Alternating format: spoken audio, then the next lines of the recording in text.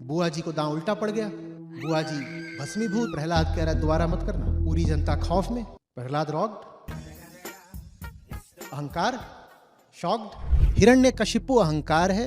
दीदी होलिका जैसे तुम वैसे ही तुम्हारी बहन। तो बुआ जी आ गई बिल्कुल कूद के। बोली मेरे पास तो सिद्धि है, मैं ऐसे डाल लेती हूँ, आग वाग में मैं नहीं जलती। और प्रहलाद के और थे, 3 भाई थे।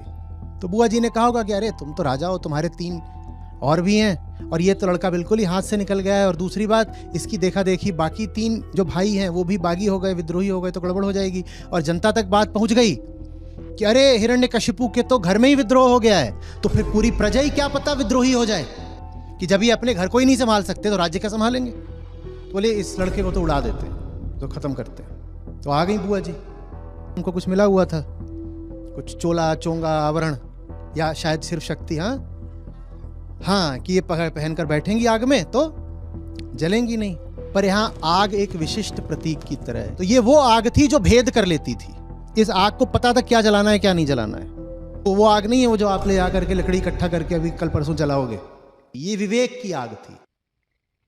ये सत असत में भेद करना जानती थी।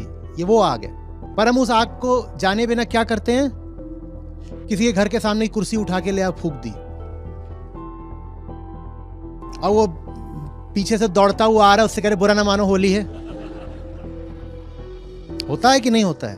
किसी के घर के सामने उसका पेड़ काट दिया, बुरा ना मानो होली है। अरे ये विशिष्ट आग है जिसकी बात हो रही है, विवेक की आग है, लकड़ी वाली आग नहीं है। तभी इस आग ने होलिका को जला दिया, प्रहलाद को बचा दिया। अगर साधारण आग होती तो दोनों को जला देती।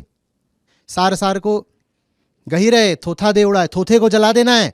गंदगी जला दो, सोना बचा लो। तो आग ने यही करा। बुआ जी को दांव उल्टा पड़ गया।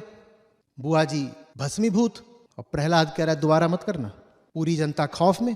प्रहलाद रॉक्ड, अहंकार शॉक्ड।